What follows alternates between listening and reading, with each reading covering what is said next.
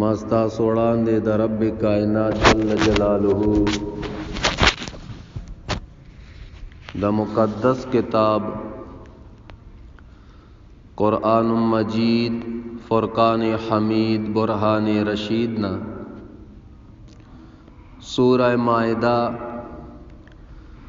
شپگم سپارہ آیت نمبر 6 حصہ مبارکہ تلاوت کا۔ رب کریم جل جلالہ دے پہ مالا دا حق وینا کولو توفیق را نصیب کی، او بیا دے پہ هغه باندې مونږ ټول اوریدونکو ته د عمل کولو توفیق را نصیب کی۔ د چاراندام په باره کې خبرې شروع دي۔ تاسو ته د چاراندام فرائض بیان شو چې هغه څلور دي۔ سنت د چاراندام درته بیان شو چې هغه پکې 14 دي۔ دا بار بار درته ذکر وایم چې دا درته یاد وي، او واجب په چاراندام کې نشته دی،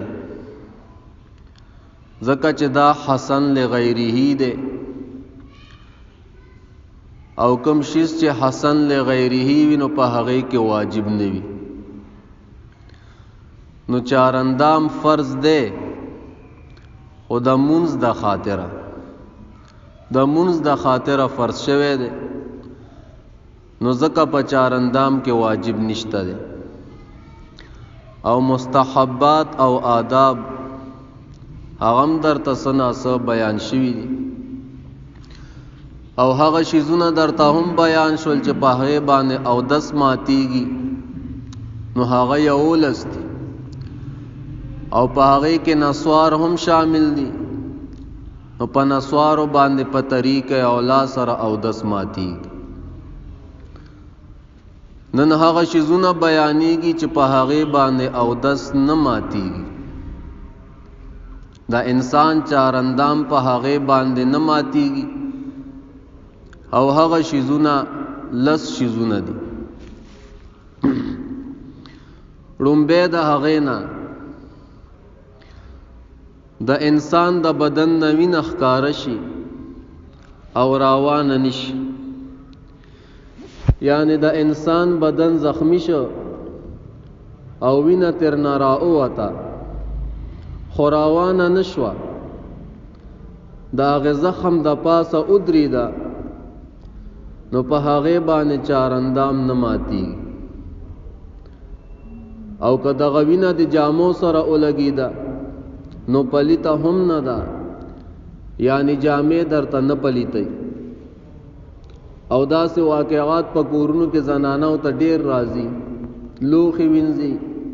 او یا خشاک ماتئ، نو هغه جسم زخمی شي، لاس زخمی شي، نو چې تر څو پورې دغه وینه د ځای نه روانه شوي نه وي نو ستا اودس نه دی مات، او که دغه وینه ستا د جامو سره ولګېده یا د ورسره ګوته ولګېده، لستوڼی دې ولګېده، نو ستا هغه جامې پلیتې هم نه دي، ځکه فقهای کرام فرمای ما لیس بحدث لیس بنجس، کوم شیز چې اودس نه ماتئ نو په هغې باندې پلیتی هم نه راځي، یعنی هغه شیز پلیتم نه دی، که چرته نوک دی ویني شو او یا د ګوته ویني شوه، لیکن دغه وینه تا ته پته لګي چې دا د ځای نه سیلان نه کوي، جاری کیږي نه، او هغه ستا بدن پورې ولګېده او جامو پورې دې ولګېده، نو خیر دی، په هغې سره د انسان جامې نه پلیتېږي او نه پې اودس ماتیږي۔ دا خبره مې تاسو ته کړې وه چې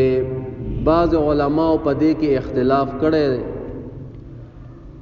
چې وینې راویستلو سره اودس نه ماتیږي او په وینې وتلو سره اودس ماتیږي، او بعض علما وایي چې نه، په دواړو صورتونو کې د انسان اودس ماتیږي، که د بدن نه وینه په زور سره راوباسي او یا د یو ځای زخمی شو او وینه ترنه راووتله نو په دواړو صورتونو کې د انسان او د اسمات لکه کله چې ډاکټر انجکشن کوي انسان ته نو د پرک باندې ستنه وای نو چې کله ستنه پرک کې ور داخله کی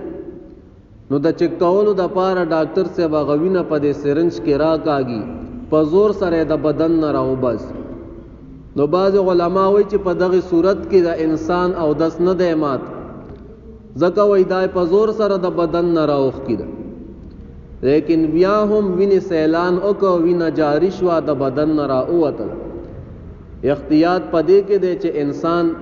کله پرک باندې ستنه وای نو هغه د خپل او دس دوباره وکي چار اندام دی دوباره وکي او هر چې د غوخ ستنه ده په مټ باندې او یا پتون باندې انسان ستنه ولګي او کله هغه نه وینه را او نه وتله اس یو معمولی ټاکه تراوت نو خیر ده او دس پنماتی او کچرتا غوینه دونټ سیوا و چې د زینه جاری شو او حرکت وکړو نو بیا په هغه باندې د انسان او دس هم ماتیږي او هغه زه هم پلیته بیا به هغه وینځي خو یو خبر یاد ساتئ د ډاکټر سره یو بوتل وی او په هغه کې دوايي وي هغه دوايي ته سپیرټ ویلې شي او ډاکټر د دې د پاره د انجکشن نمخ کې استعمال کیږي دستنه د هاغزه نه جراثیم لري شي نو چې کله انجکشن اوای نو بیا د هغه زخم د پاسه کیږي چې اوس دا زخم زر راشي نو د غسپیرټ دا پخپل پلیتی دې کې پلیتی دا او دا د شراب یو قسم دی څنګه چې شراب پلیتی دغه شانته د سپیرټ پلیتی نو هر کله چې ډاکټر ستنه وای او سپیرټو بڼای درته اواله نو که د غوښ ستنه وا او وینه تر نه راونه وطن او دس خدمات نه ده لیکن د غزې د پلیت د غزې به بیا وینځي او کچرته او دی نه وینځل نو بیا د منځ نه کی دا ډاکټرانو ته پته وي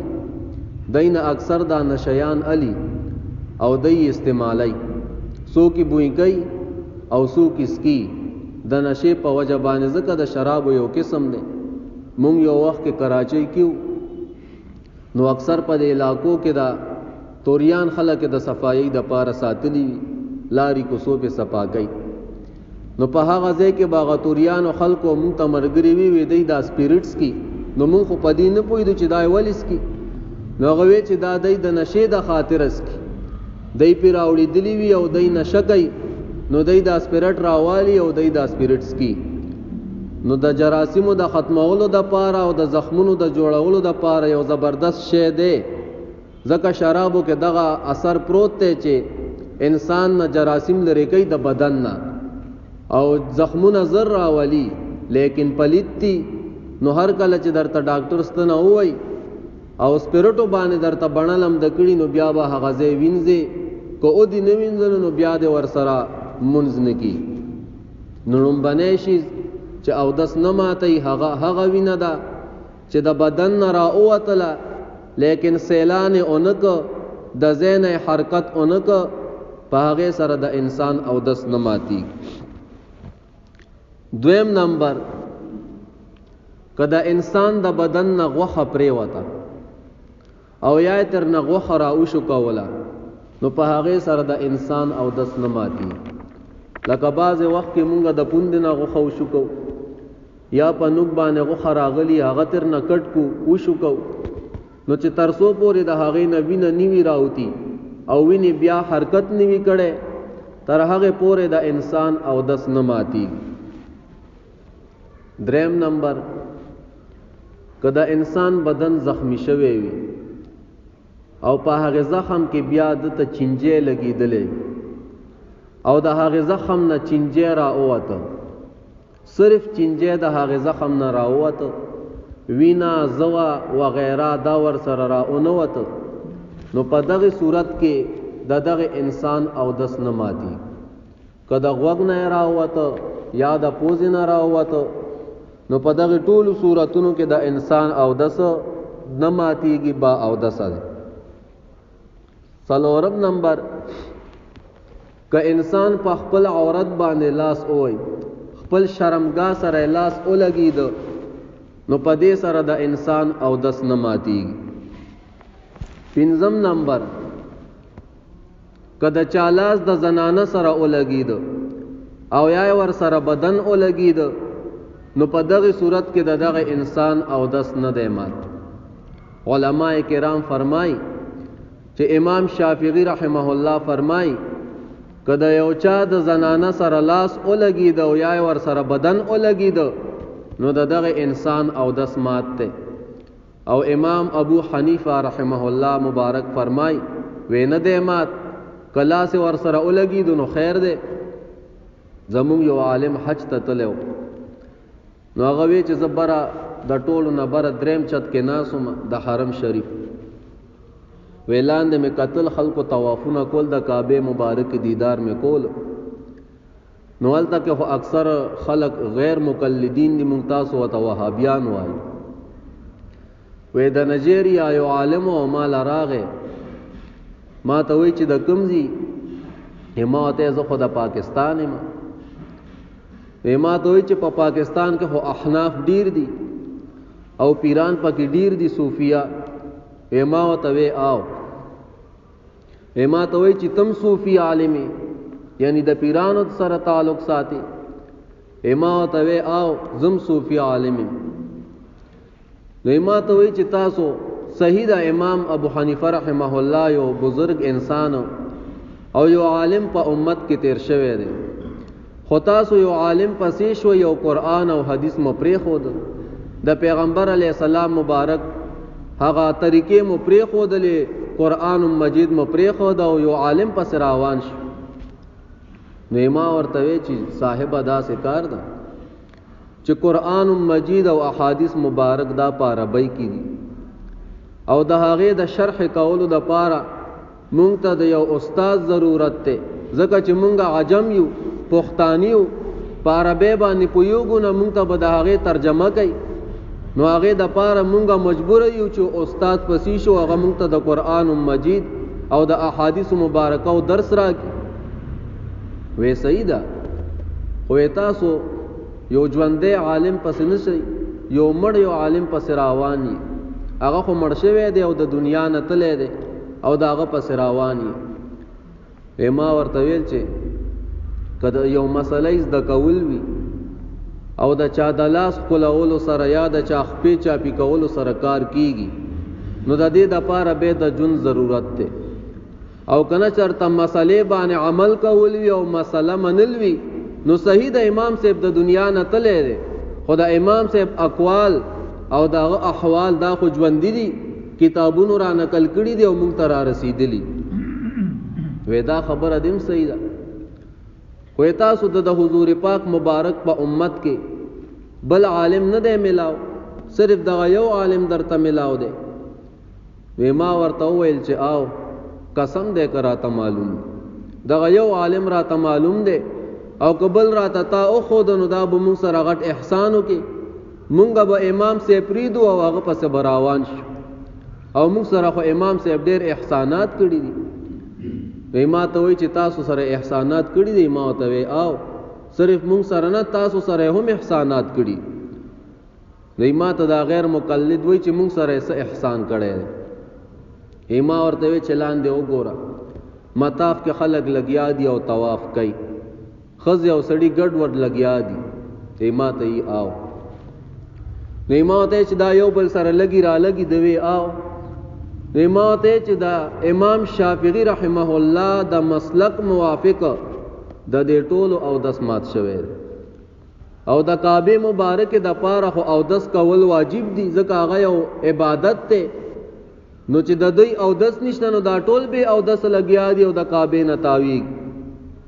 او تبن لاندې د خلکو سره لګیدلې اماته د حجریت صوت سره وګوره چې سونه غوبل په لګیدلې خزي او سړي د یو بل نه ور وړاندې کیږي. اماته چې تاسو ټولو د مسلک موافق د دې ټولو او دس مات شوی دی او تبم د لاندې خلکو سره لګیدلې نو تم به او دس ګرځي په مسجد حرم شریف کې. اماته چې دا مسله امام صاحب نه وې کړي نو تاسو بوز د خلکو څه حال راوېستو. امام صاحب مبارک فرمای وې کدا چا د یو زنانه سره لاس ولګیدو نو خیر دی پاغه باندې د اودس نه ماتیږي. ایماته چې بل احسان در سرم کړي دی او هغه داسي احسانات به عزت تا کم کم یادو خو بل احسان در سره دا کړي دی چې کله حاجیان حج لراش نو په مینا کې بده شپه سبا کوي، مینا کې بده شپه تیری او مینا وړوا نن سبا دا مرګري ناس تی ټول خلق په مزدلفه کې ډیر شوی مخلوق زید شو او مینا وړوا نو د سعودي عرب حکومت په مزدلفه کې خیمه خاخي کې نو د نیمه نه زیات خلق هغه به په مزدلفه کې پراتی. نو ما ورته وی چې امام صاحب تاسو ته دا مسله نه وې کړي او امام صاحب در سره دا احسان نه وې کړي، تاسو په دې دونه خلکو سه حال راوست. دا دومره خلق چې په مزدلفه کې پراتی دي زکه تاسو د مسلک موافق چا چې په مینا کې شپه سبانه کا داغه سنت نه ادا کیږي نو دې ټولو خلکو سنت ادا نشول کم چې د مینا نه بهر پراتی دي. او امام صاحب مبارک فرمای چې غزر ناروا کارونه د ځان د پاره روا کوي. نو کدا مسله امام صاحب نه وې کړي او تاسو ته دا غزر پیښ شوی وي نو تاسو بس کول د دې خلکو مو کم حال راويسته. دا مسله خو امام صاحب کړی دا چې غزر در ته پیښ شو مینا وړ شو او مخلوق زیات شو نو خلق مواړه ول مزدلفه ته او په مزدلفه کې مرتخیمه ورحق نو دا امام صاحب احسانات به منای. نو دا خبره مې دې پورې وکړه چې امام شافعی رحمه الله مبارک فرمای کدا یو چا د زنانه سره لاس ولګید او یا ور سره بدن ولګید نو دغه انسان او دسمات. او امام ابو حنیفه رحمه الله مبارک فرمای چې نه او دس نه دی مات. شپږم نمبر په هغه الټو باندې چارندام نه ماتيږي کوم چې په ډکه خله باندې نه وي. ډکه خله هغه ته چې انسان کنټرول کولای نشي او کو خله باندې نو بیا ورته تکلیف رسیږي. اوم نمبر کو څوک د بلغم الټي وکي او په ډکه خله باندې وکي نو په دغه حال کې دغه انسان او دس نه دی مات. درته مې ویلي چې په درې قسمه الټو باندې چې په ډکه خله وینو او دس په ماتيږي. د خوراک الټي، د سپینو اوبو الټي او د زیړو اوبو د ترو اوبو الټي دا چې په ډکه خله وکي او دس په مات. او څلورم نمبر د وینې الټي کو وینه د لګرا غورځول او کډیره د را غورځول استا او دس مات ته. او پنځم نمبر الټي چې دینو دا د بلغم دي دا چې په ډکه خله باندې انسان وکي او یا په کم خله باندې وکي نو په دواړو صورتونو کې دغه انسان او دس نه ماتيږي. اتم نمبر کو یو سړی جوټي وਹੀ ناس ته او د باندې خوب راغی کله په یو طرف باندې سي او کله په بل طرف باندې سي په دغه حال کې دغه انسان او دس نه ماتي. نهم نمبر کو یو سړی پوخ ناس وي دا سه پوخ ناس وی لکه پرلتی غزولی او پوخ ناس وی او یا اس دا ډډه لګولی وی لیکن پوخ ناس ته پترس نیوی نو خیر ده په دغه صورت کې دغه انسان او دس نه دی مات کده باندې خوب غالب شو په دغه حال کې دیود شو او پترس شوی نه دی او پوخ ناس وی نو په دغه حال کې د انسان او دس نه ماتي. او لسم نمبر کو یو سړی په مانځ کې اود شو په ولاړه باندې او یا په ناسته باندې د باندې خوب غلبه وکا لیکن دغه خوب باوجود د په دغه حالت کې فرق نه دی راغله نو په دغه صورت کې د انسان او دس نه ماتي دی با او دس دی او دس نه ماتي. نو دا لس شیزونه داسې دي چې په دې سره د انسان او دس نه ماتيږي. کچا ته مسله را پیښ شي په دې لسو واړو شیزونو کې نو خیر دی دی با او دس دی به او دس شوی نه دی. لیکن یو څو خبره فقهای کرام نوري کړي او هغه کله کله په مونږ او تاسو باندې هم راضي کله کله مونږ او تاسو پریوزو خوب راضي نو سملو چې سملو مونږ تاسو ته د پرکالۍ حالت وایو. انسان زړه بیدار وي پسترګو او دماغ باندې خوب راغلی لیکن زړه بیدار وي. نو خوا کې وسره خلق ناس وي هغه خبرې کوي. نو چې ترسو پورې د خلکو خبرې اوري او د هر څومره وخت پورې پروت دی نو په دې څومره حال کې چې دی پروت دی نو د او دس نه ماتي چې خبرې اوري دغه انسان او دس نه دی مات. ځکه د انبیاء کرام علیهم السلام مبارکانو هغه به چې اودشول نو د هغه مبارکانو زړونه مبارک دا به بیدارو په دغه حالت کې به د انبیاء کرامو او دس نه ماتي دو هغه باندې به خوب غلبه وکړه لیکن زړه مبارک هغه به وي. خو نو کو څوک په داسې حال کې وي چې د پرکالی حالت کې وي زړه بیدار دی او سترګې او مازغې اوددي نو خیر دی دغه انسان او دس نه دی مات. د خوب درې مراتب دي. یو هغه وی چې د انسان په سترګو باندې خوب راشي سترګې پټي پټي کیږي ډکې شي نو دغه یو حال دی. بل حال چې د انسان په دماغ باندې خوب راشي مازغې اودي شي نو کسترګې دیم اودي شي او زړه دی ویخته او دماغ دی ویخته نو بیا هم گزاره کیږي. چې سترګې دی اودي شي او دماغ دیم اودي شي لیکن زړه دی بیا هم بیدار دی او ویخته نو بیا هم گزاره وشي. او کچرته دا درې واړه اودي شي پزړه باندې د خوب غلبه وکړو زړه خو د تمام بدن بادشاہ دی چې زړه دی اودو شنو بس به تا ته د ځان پته نه لګي چې ز په کم طرف باندې اودو شوی نو په دغه حال کې بیا دستا خوب ماتي. نو زمونږ او تاسو احتیاط پدې کې دی رونو هر کله چې مونږ او تاسو اودو شو هغه حال تاغه مرتبه ته مونږ رسیدلی نیو چې زمونږ زړه بیدار وي. مونږ خو چې ود کېږو نو د سترګو او د دماغو نه مخکې مو پزړه باندې خوب راغلی او بدن مو بیکار شوی هم لاس نیو چې به اودو شوی. کته محمد اسلام استاد جمعات کې یو څوک دی هغه چرته مسله ترغوېږي شي و چې دا چا زړه بیدار وي نو دا خو او دس نه ماتي بس مسلې باندې عمل کړو په د مانځنه وړاندې بده ودو چې د مانځه وخت برالو نو دې به را پاسو کاکا پاسېګا د مانځه وخت دی چې دې به را پاسې درو دې به ډایرک جمیل اور خوشش او دس نه کې نه ما زړه بیدارو ما خبرې اورېدې دغه شانتکار به کول چې رپا به سولو بډ ډایرک به جمع تور خوشش. یو ورځ استاد یو چې پرې دینه نه مرا پاسوي نن به د پته ولګي چې د پرشتیا زړه بیدار وي او کنا سنخري کوي د ځان نه خبريږي او کنا وې چې څنګه د جمع وخت راغې وې د را پانو سولو اقامت شو جمع وشوا دعا وشوا وې د دینه پس به یو ولرالو ته کاکا پاسې کا کنا منځ نه کې وې را پاسې دو وې ډایرک د دالان طرف ته خوشې شو جمع د پاره جمع پنه چې کینه جمع ودرېږي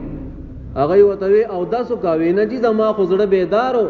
تاسو خبره مې اورېدې ته د خدای بنده نازونګه دې زړه بیدارو روزانه ته چې ما زړه بیدارو اقامت شو جمع وشوا دعا وشوا ذکر اذکار شو ته په هیڅ باندې پویا نشوي او ته چې د ما زړه بیدارو نورونو دغه حال ته مونږه دغه مرتبه ته مونږه نیو رسیدلی. هر کله چې مونږ او تاسو ودشو او را پاسې دی او ته چې راز پر کالې کې ما او کو نو ما زمونږ او تاسو فائدہ او احتیاط پدې کې دی چې را پاسې ګو به ډایرک خپل چارندامو کو خپل ځان با او د سکو نو دا لس شذونه دا سیدی چې پدې سره د انسان او دس نه ماتيږي. کچا ته مسله را پیښه شنو خیر دی رب کائنات جل جلاله دی اول مال او به تاسو له پدې خبرو باندې د عمل کولو توفیق را نصیب کی. وما علينا الا البلاغ المبين واخر دعوانا ان الحمد لله رب العالمين. اللهم ربنا آتنا في الدنيا حسنة وفي الآخرة حسنة وقنا عذاب النار وأدخلنا الجنة مع الأبرار يا عزيز يا غفار برحمتك يا أرحم الراحمين.